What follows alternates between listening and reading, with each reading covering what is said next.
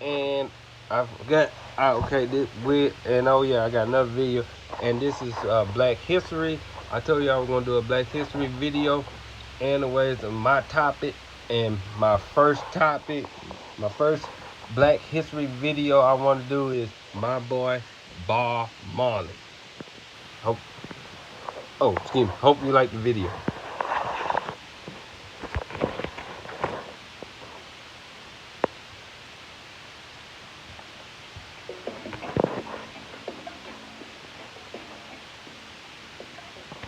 Why me don't have no prejudice about myself?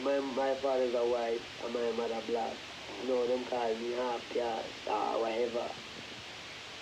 Spinning like a dervish, his long dreadlocks swirling wildly, the wailers pumping out their irresistible dance rhythms behind him, the sight of Bob Marley playing live on stages across the world graphically brought reggae, the Jamaican version of rock music, to an international audience spanning all cultures.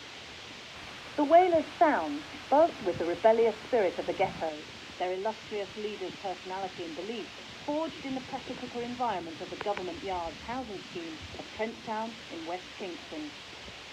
As a teenager, Bob Marley became the self-styled tough gong, a fearless rude boy who cut a swathe amongst the many street gangs that ruled the neighborhoods of the inner city.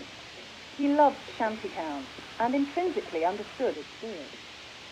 Later, it was to become the inspiration for many of his classic songs that articulated the hopes and fears of his fellow sufferers there. And yet the singer was born far away from these violent, overcrowded areas of Jamaica's capital.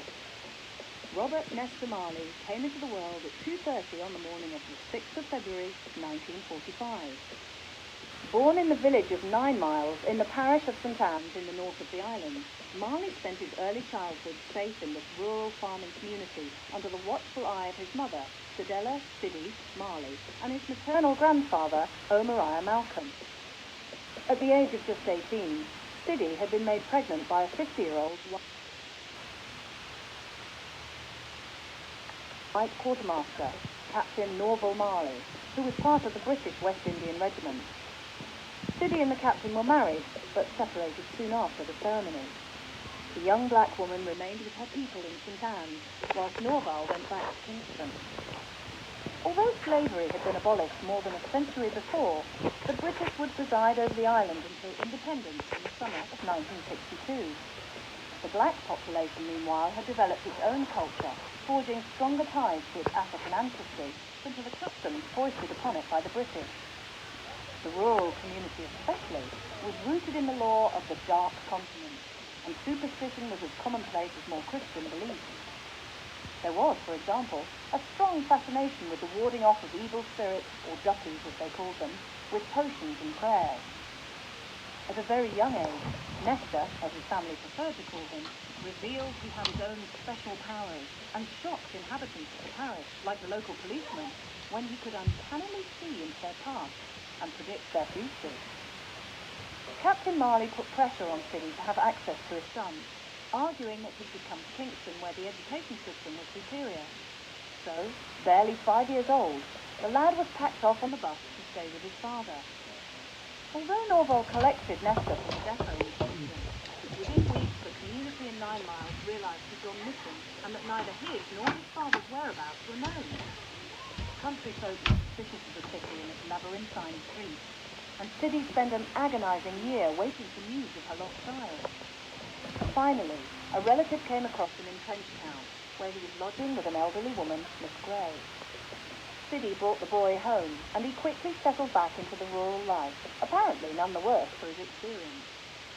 He attended the local Stepney school and forged his first friendship, becoming close to one child in particular, Neville Bunny Livingston, son of a local carpenter, Toddy Livingston, who'd become enamoured of Nesta's mother.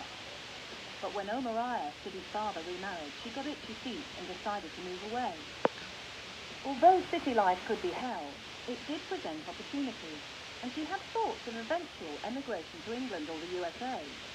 So Toddy and Siddy moved to Trenchtown, where Toddy ran a rum bar and did stonemasonry on the side. Nesta and Bunny joined their respective parents when Nesta was 10. Soon after their arrival, Siddy and Norval were formally divorced.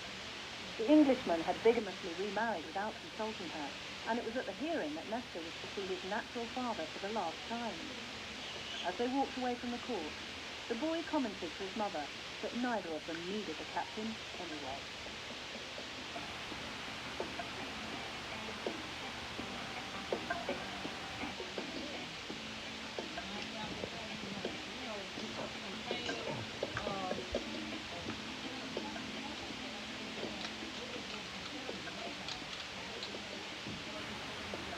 The more you accept herbs, the more you accept life. You're gonna say, who accept herbs? Herb is important, but herb is more important to the people who accept it yet, because that is the reality. I mean, it's not selling something that is crave, but you take it in a sense and say, Life on the streets of Trenchtown was cheap. Everywhere there was the smell of defeat, and violence was the common currency. Jamaica as a whole seethed with political unrest. Whilst his mother never took to it and eventually would relocate to Wilmington, Delaware in the US to start a new life, Nestor took to his new existence like a rude boy to a ratchet, the name for the long-bladed knife popular with teenage gangs. Though he was small of stature, he quickly gained a reputation as a feisty street brawler. Yet, if the truth be known, he always preferred a good game of football to a scrap. He became a skillful player, and it was a sport that he would continue to play well into his adult life. Even as a rock star, he would organise daily games, often in the company of his mate and national team star, Alan "Billy" Cole. It was no wonder his friends referred to him as the skipper. Siddy had expected her son to join the ranks as semi-skilled at age 15 and become a welder, but he had other ideas. He and Bunny were crazy about music. They spent all their time singing together while Bunny strummed a homemade guitar. Listening to their prized transistor radio, the teenagers would pick up sounds from American stations and warm to singers like Ray Charles, Fat Domino, Brenton Wood, and vocal acts like the Drifters and later the Impressions. Jamaica also had its own indigenous popular street music, ska. This was but the latest development in a growing line of musical styles that had emanated from the Caribbean.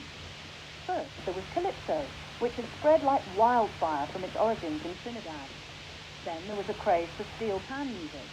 The mento folk beat had come next, absorbing African elements. By the time young Nestor and his generation were eating up the rocking rhythms of New Orleans, the collective imagination of Jamaican youth was ignited by the sound systems that were arriving on the streets of the capital.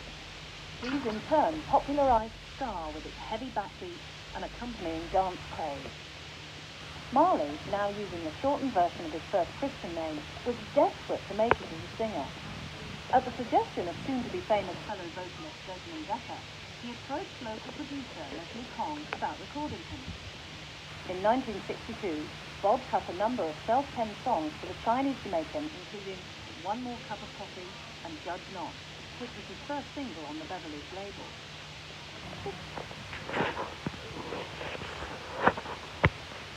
I hope you enjoyed that video over there. Like I said, we're doing Black History on here. So anyways, hey, that was one of my picks over there, Bob Marley. I wanted to cut it short. It's a long video, but anyway, do your research on Bob Marley. If you want to know more about Bob Marley, go to YouTube and follow and you do research about Bob Marley. All right, we out this thing.